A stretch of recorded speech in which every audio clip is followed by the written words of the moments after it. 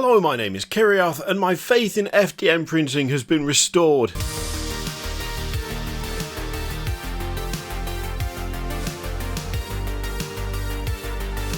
Now, I will warn you that this is mostly gushing, because I have some history with FDM printers.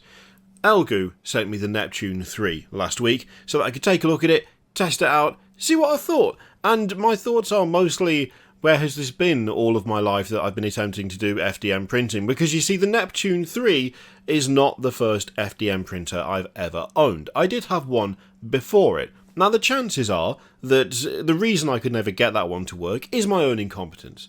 I'm willing to admit that. I don't want to drag the name of the company through the mud, because it could well be that I'm just too dumb for what is essentially a base level, like entry level FDM printer. Perhaps there's just too much going on there for my idiot brain to understand. Maybe it's just that putting that thing together I did something wrong, or I was never very good at leveling the bed, something like that. Perhaps it was all human error, and that is why I could never get anything out of that printer. I got like 2 successful test prints with Mikey's help, Mikey from Hellstorm Wargaming, who spent like a day here trying to help me get it working, and I still couldn't get it working. And 1 successful print in the form of a roof, which I still haven't painted. I should probably get around to doing that, actually.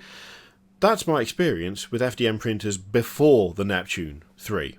That was what I was dealing with. I looked with envy upon all these people who were like, oh look, I've printed a castle for D&D, or look at my really cool like Eldar landscape for 40k battles. Look at all of this cool thing I've done with this printer. And I would sit there and go, but I've got one of them and I can't make it do jack all. Not a great experience when it comes to FDM printing, up until the arrival of the Neptune 3. Now, I'm well happy. I'm actually enjoying it. Up until this point, it's been a case of resin printing I found more fun and less hassle than FDM, which feels like it shouldn't be the case, because when you're printing with resin, you've got to deal with resin, which is a toxic chemical. But now I've got the Neptune 3, and I love the Neptune 3, and if you try and take the Neptune 3 from me, you will have to pry it from my cold, dead hands. Because every part of this so far, I've had no issues with. And not having an issue is basically heaven compared to past experience with this style of printer. So, specs-wise, you've got 220 by 220 by 280 millimeters, a platform size of 235 by 235 millimeters, automatic leveling, silent printers. It is actually a really quiet printer, which is nice. A full colour high-def touchscreen, and it's surprisingly light to boot. And somehow the price on Amazon is going to be $209.99, which is not a lot. Taking it out of the box, all you need to do is put, well, you could put 8 bolts in if you want to put the handle on. If you don't want the handle, then it is 6 bolts to get this thing constructed. That's it. You don't need to do anything else. 6 bolts, 3 wires, and you are good to go.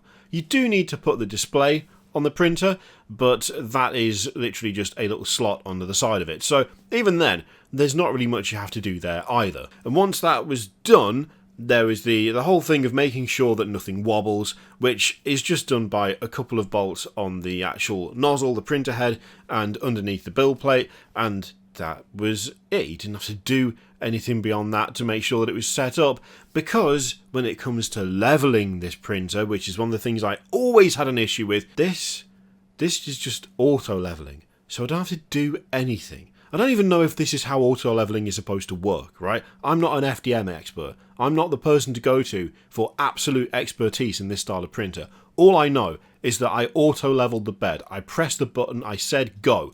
It did a bunch of stuff. I then did a successful test print. Then I leveled it again, just to make sure, before I did another full print. And the full print came off perfectly fine straight away. And I didn't pull any punches with the first print. I wasn't like, well, I'll do a couple of bases, or like a rock or something for D&D terrain. No, I asked it to print some trays for God Tier. So going to a content creators tournament for God Tier, and I was like, it'd be cool to have some tokens and counters with me. We need those.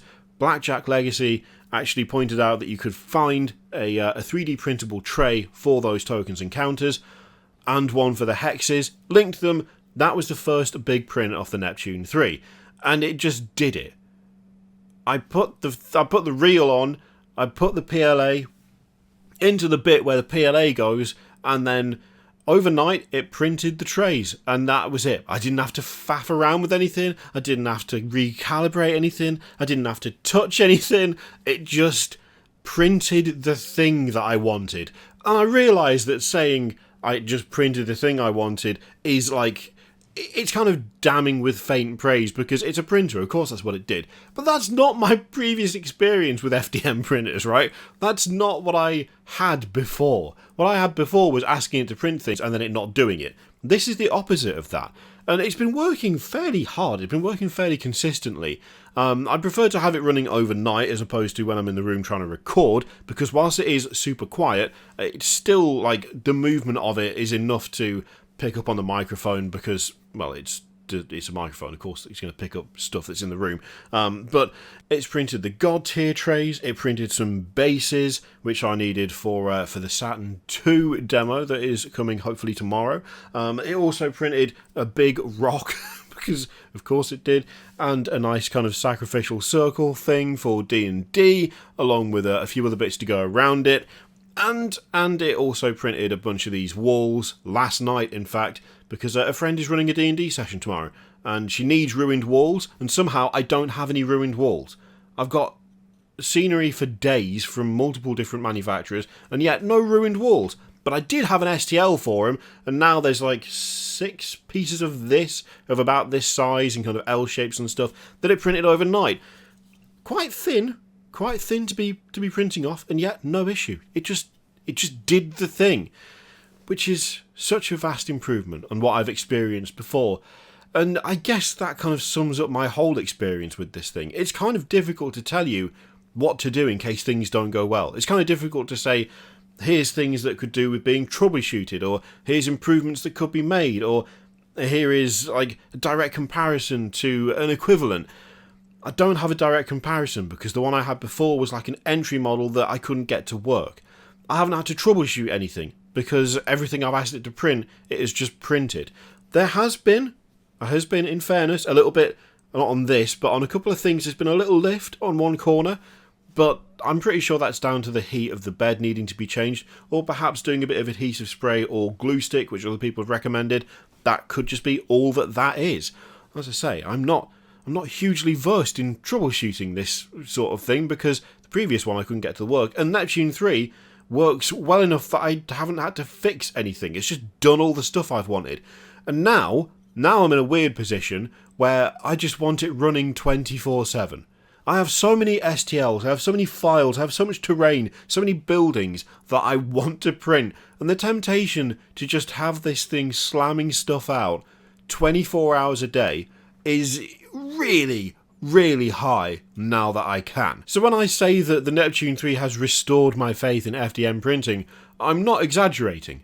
I've tried this process before with a different printer, not by Elegoo, not the Neptune, and I hated every single moment of it because I couldn't get it to do what I wanted it to do. And by contrast, the Neptune 3 just does everything I want it to do immediately, with no complaints, no issues, no calibration problems.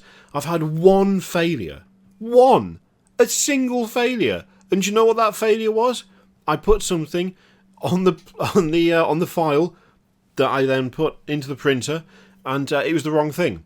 So instead of printing a very tall door with a raft at the bottom, I instead tried to print a very tall door where the base was slimmer than the upper part of it. That's not the printer's fault. That's me being an idiot. That is a prime example of me getting something wrong. Everything else, it's just done. And I love it for that. The Neptune 3 will go on sale on Saturday, so if you're interested, then check out the links in the description. Thank you very much for watching. Thank you again to Elegoo for sending me this printer to check out, and I will see you next time.